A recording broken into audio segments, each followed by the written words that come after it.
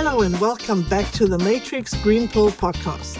I'm Hilmarie Hutchison, and today I am thrilled to introduce Sara Chemmaa. Sara is the founder and CEO of Citron, a Dubai-based lifestyle brand known for creating innovative and stylish mealtime products for families. I absolutely love Citron's products. Launched in 2018, Citron was inspired by Sara's own children's needs and has since expanded to over 400 products, becoming a market leader in the GCC and selling in over 48 countries worldwide. With an impressive background in investment banking and management consulting, Sara's entrepreneurial journey is truly remarkable. Let's dive into her inspiring story. Sara, welcome and thank you so much for joining me today. Hello, thanks for having me. It's always a pleasure. So to start off, could you please tell our audience a little bit about you, your background, and how you ended up in Dubai? I'm originally from Morocco. I went to France for my higher education, and then I came to Dubai in 2008. I started in, as you said, investment banking, and then I worked at McKinsey in management consulting, after which I joined NBC, which is the largest TV broadcaster in the Middle East, where I used to work in everything related to strategy, investment, and I even ran their venture capital fund for 7 years. And then I launched Citron, honestly, just as a side fun project for my son. So I took it as a challenge to make a lunchbox with compartment when 8 years ago it didn't exist. So you came to Dubai, you did all these various things. You did a lot of different things already. Yeah.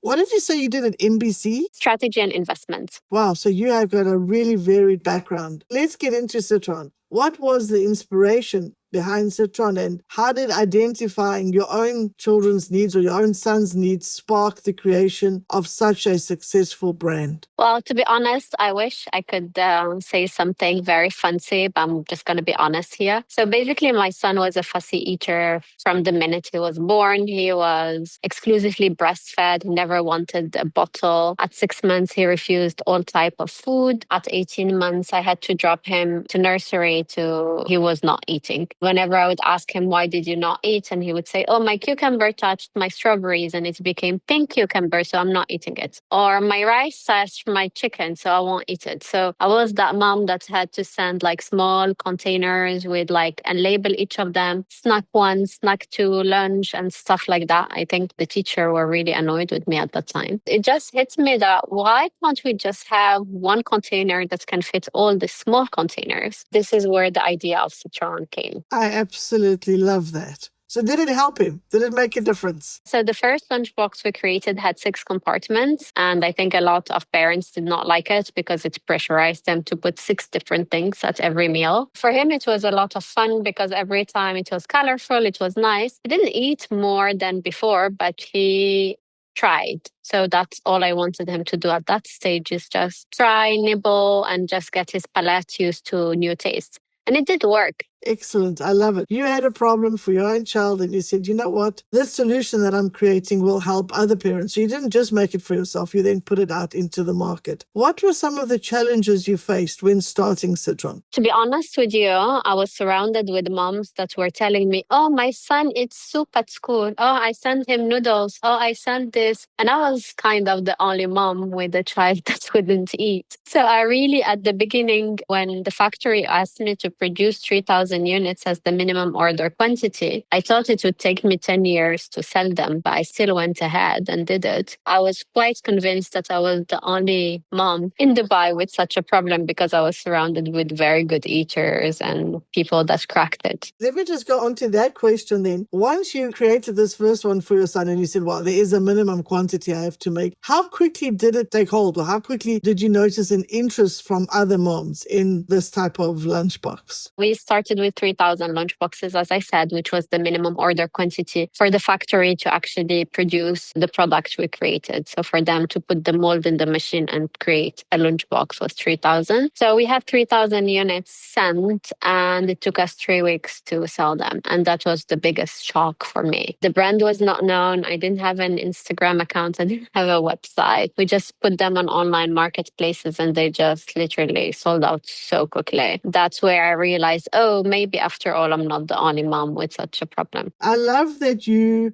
didn't just accept the fact that it was a problem, that it was an issue, that you actually said, you know what, I'm going to make a solution and I'm going to go out on a limb here and make 3,000 units because this is a solution that I know I need. I absolutely love that attitude of yours, which then led to something much bigger. As I always say to so many of my guests that I have on the show, so many of them who are successful saw a gap, saw a problem and created the solution for the problem. That's the easiest thing to solve when there's already an existing problem that you can solve for. Let's then look on to great start, but what were some of the challenges then you faced in starting Citron? There were a lot. So first of all, you need to know I come from a finance and strategy background. So I'm really good with Excel and PowerPoint. When we started thinking about Citron and designing it and all, the factories will come up with a lot of technical questions. And I had no idea what they meant. Like I had to Google this and Google that. They'll say, what type of plastic do you want? Which percentage of this material and this material? And I would be like, oh, wow, I actually have no idea. Not only did I know how to answer them, until today, I cannot read. I need a 3D to understand what you're talking about. If you just do a drawing, it's very hard for me to visualize it. I'm someone that needs to see to understand. Otherwise, I really don't understand. So the first challenges were actually getting a product that works. To be honest with you, it was challenge of the material, the factory. And then the factory knows when you don't know. So they push you to the things that work for them that not necessarily work for you. So for example, at the beginning, they pushed me to have 3,000 lunchbox with one color. And then when I negotiated with them, they said, okay, we have 4 colors available now from some paint we bought. So you can only order it. And I went ahead and I took those colors that were extremely ugly and did not look nice. And nothing was nice about it. All I wanted is that lunchbox with compartment to work. There were lots of setbacks from the beginning. And then once the container was shipped, so the goods were on their way here, I do remember the shipping agent calling me and saying, hey, I need you to have a license to clear these goods. And I'm like, what license? Can't just clear them under my name? And he was like, no. So then we had to create a license and then we had to do the test reports. So a lot of things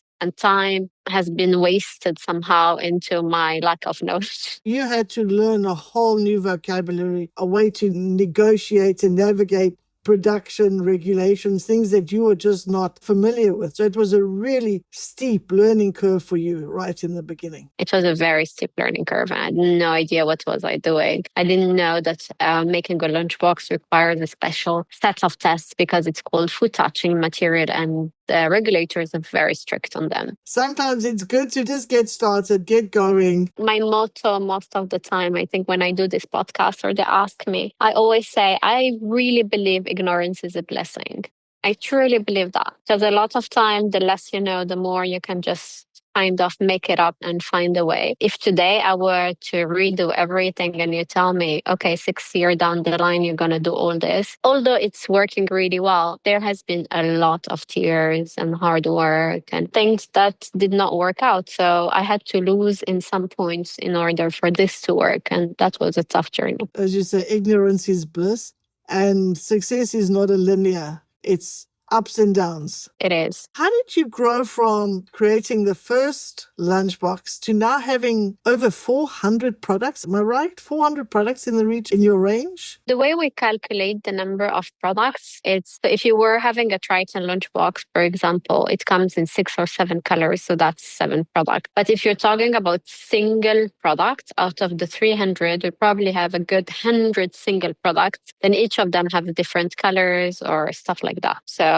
400 is the total portfolio, including all types of colors and stuff. Well, I'll tell you, I absolutely love the lunchbox. My daughter has one. I love all the little compartments. I love that you can put your salt or your dressing or something in the little round one with a lid. I think it's absolutely brilliant, especially for a child. It is. Like my son, honestly, at the beginning, I had to battle with him so much, but if he didn't have ketchup, he wouldn't eat his chicken. So I was like, God, help me with this ketchup. And I wanted to give him the least possible amount. So I created those very tiny containers where you could actually cheat. Absolutely. I love it. It's a brilliant solution. I absolutely love it. I know that you've got a new product on the market because my question to you earlier was, hey, can I put this in the microwave? Because I was never sure, because sometimes they have have a microwave at school and she wants to warm up her food. I was never sure, could I put this? Can you tell us about the new product that you've got on the market that you can actually warm the food? Yes. So basically, we have been listening to our customers and getting their feedback for the past 2 years. And the microwave issue has been coming. And for the past, I would say, 3 to 4 years, the minute we opened to Europe, the kids eat at school. So a lot of European countries, they don't really necessarily need the lunchbox. But a lot of the kids either go to a nanny or an aftercare. And there they need to have their own lunchbox because the parents don't want them to eat there. And it's not facilities, right? So this is where they said, well, we'd love to pack a proper lunch for our kids. So when they go to the nanny or the after school, they can warm it there. In the UAE, I hear some schools have a microwave, some don't. I don't know. Our school don't have a microwave, so I was never 100% sure. So when designing, we always had the solution of making a basic plastic lunchbox that can go to the microwave. My dream was always, okay, what if we look at people going to work? And those people that go to work usually don't like plastic anymore, so they take those heavy glass lunchboxes. So what if we do a stainless steel lunchbox that could go to the microwave? And I still remember the team literally laughing. And I said, there has to be a way that this material can go. So it took us a lot of hard work. We hired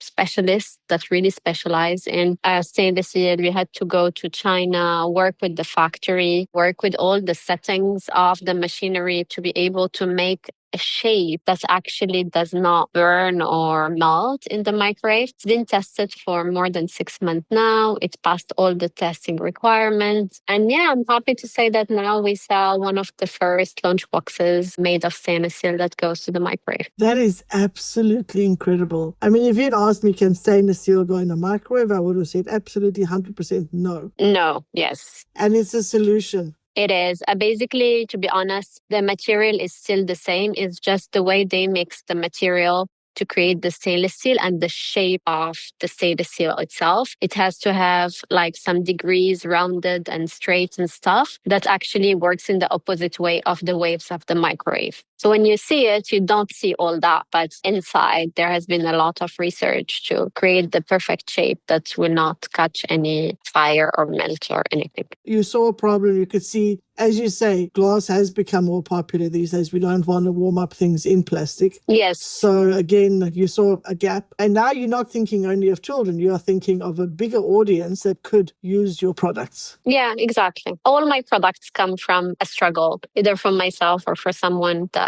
is telling me about. Could be customer, could be my kids, could be friends, could be anybody. And I always just keep it in my mind, and I know that one day I will come up with something to solve that issue. I know that sustainability is also important for you. It's a significant focus for Citron. Could you please share more about your sustainable and bio-based product ranges and why you feel it's important to incorporate sustainability into children's products? To be honest with you, when we first started, I was always looking at sustainability, not necessarily from a marketing or trend perspective, but really from a way to encourage people to be more sustainable in the way they buy. The idea of creating a very high quality lunchbox is kind of, even if it's made of Triton, which is a type of plastic, came from the idea of sustainability. Me saying, well, if we're able to give you a lunchbox that can last for 2 years, you won't buy the cheap ones every 3 months. So therefore, you're kind of helping the environment in a way or another. I'm not talking about the recycling and everything, but I'm just talking about the act of buying too much. For me, that was the first step to sustainability. The second step was, when we started looking at creating baby products. So our feeding range, the first one we launched was made of 100% organic bamboo,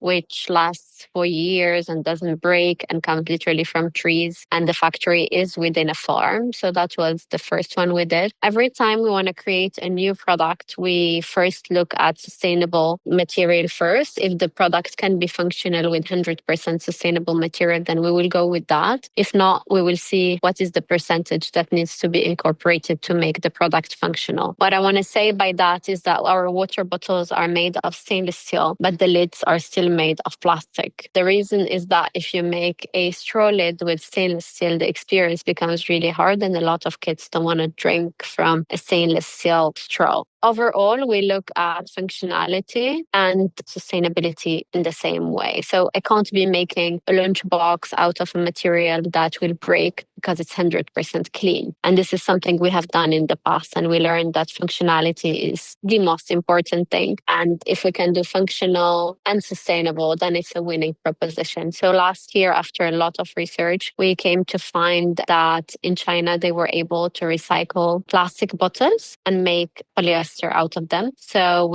all our bags, so lunchbox, backpacks are made of recycled PET, which is single-use water bottles. And this was our first step to sustainability at a very large scale because bags are in our top 5 categories as something we sell in very, very big volumes. Something else we did, we found that there is a new bioplastic, which is basically, it's a plastic that comes from plants. So instead of injecting chemicals into the machinery to create plastic, they inject oil from plants. So it's called bioplastic. It's 100% biodegradable, good for the environment. And what we like the most about this compared to what used to exist is that they are non-breakable. And that was a big selling point because, as you know, if you create baby feeding items, the babies are throwing things all the time. Could be that it's, again, environmental friendly, but it's not necessarily functional because it breaks so quickly and it creates a lot of disappointments. So bioplastic gives you the same benefits as plastic, but it's 100%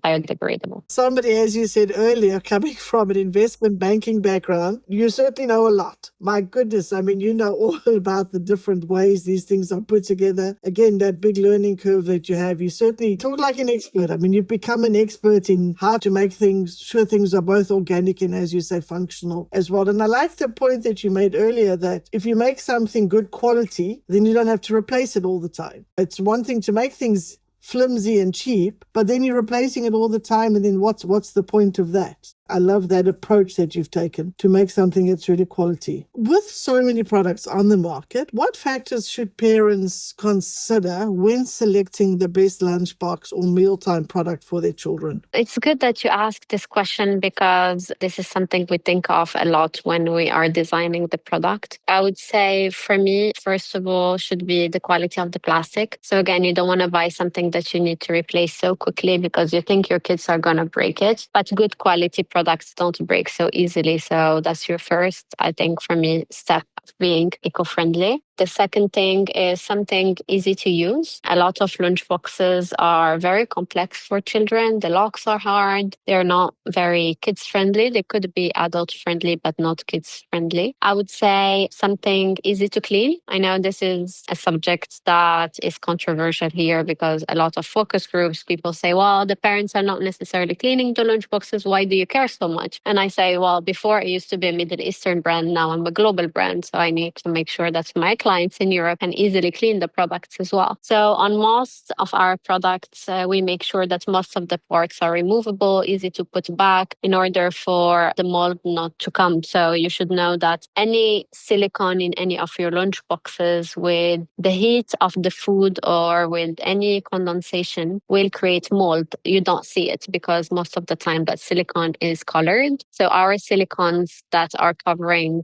the lunch boxes are made transparent on purpose. So if you see anything, you need to clean it. And it's very easy to remove and put back. So that's something for me super important is like if you see any silicone, which is mandatory to have if you want a leak-proof lunchbox, ensure that it's removable and you can clean it. Otherwise, mold is going to come there. I would say, I know something basic right now, but still, I think just make sure the products don't have BPA because most of the plastic and the cheap plastic is full of BPA and that's really something nasty for your kids. Excellent. Some really, really good points there. I think, and also looking out for those seals that are clear and removable so that you can clean them is so important. So I think to make sure that they're clear also so that you can see if there's something that needs to be cleaned. Excellent tips. Thank you very much for that. As somebody who's have a fantastic background, but also have had a huge learning curve starting your own business, becoming an entrepreneur, what advice would you give to others thinking of becoming or entering the world of being an entrepreneur? I would say, first of all, trust your gut.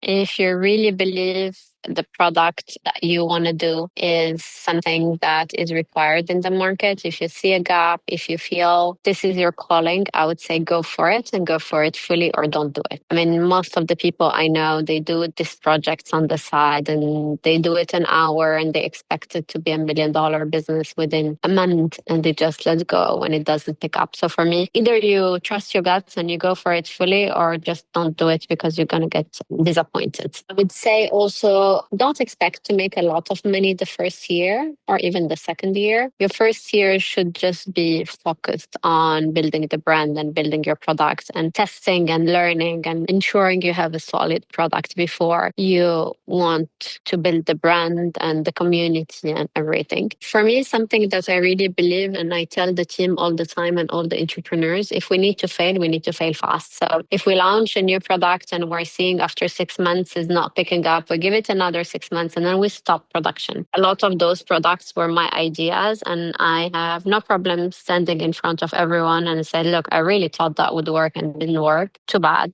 Let's do something else. And then I would say to the young entrepreneurs, honestly, have fun. Like enjoy what you do it with passion. And look, the journey is quite bumpy. So you may as well have fun and enjoy what you're doing. Excellent words of wisdom from somebody who's been there and done that. I like the idea of failing fast. Don't get married to an idea. If it's not working, be willing to let it go and move on to something else. Be humble enough to say, you know what, I thought it was a good idea, but certainly not working. Let's do something else. I think some excellent advice, and don't think you're going to become wealthy overnight from it. Be willing to invest that time to make it grow into something. Excellent words of wisdom from you. Thank you very much. Now we've come to the segment of our show where I'll ask you some rapid fire questions, our version of a game show. Are you ready?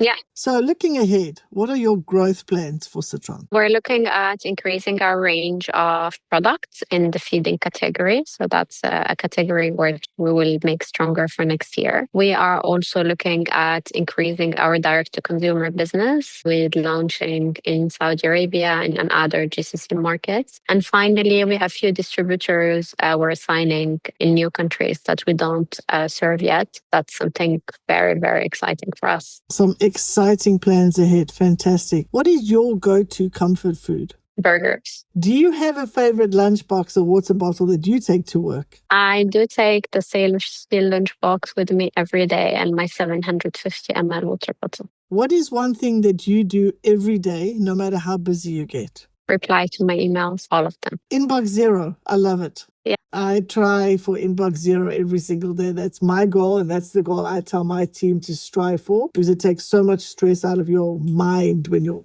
inbox is zero. I love it. Yes. What's the best piece of advice you've ever received? The best piece of advice I'd rather receive, prioritize yourself first and then think of others. Put on your mask first before you start helping others. I love it. Yes. Thank you so much for playing along. That was easy enough. Now I'd like to do our green pill moment. What green pill advice would you give to your younger self? Believe in yourself. Believe in your value as a person. You don't need people's validation and support. You can do it on your own. Just believe in yourself. That's excellent advice. Don't be insecure in your own abilities. Believe that you can, and then you will, which is what you've done. Yes, absolutely. Well, thank you so much for sharing your inspiring and compelling story with us today. I mean, it's fantastic. Started in 2018. Here we are 6 years later, and you have created this phenomenal range of products in so many countries all over the place. It's absolutely fantastic. Congratulations. Well done. That's truly inspiring. Thank you. I'm very, very happy to share my story and inspire as many people as possible. I am so sure so many of our listeners are going to be inspired by your story, that you didn't have to decades to reach success. You've done it in such a short time. Now, before we say goodbye, could you please tell our listeners where they can find and follow you? We are on Instagram, so it's citron.hq. We have a website, citron.ae. And all our lovely followers receive a lot of content on how to pack lunchboxes, game ideas with kids. We do a lot of free content that we share all over our Instagram page and our website. So make sure to check them. Fantastic. And we'll also put this in the show notes. Well, thank you again, Sarah, for being here today. It's been fantastic. I wish you and Citron all the very best, and I'll also be following your story. Thank you so much for having me again. Thank you. And to all our listeners, if you enjoyed today's episode, don't forget to like, share, and subscribe to the Matrix Green Pill podcast so that we can create more or share more inspiring conversations. If you enjoy our conversations, please like and subscribe. See you next Wednesday.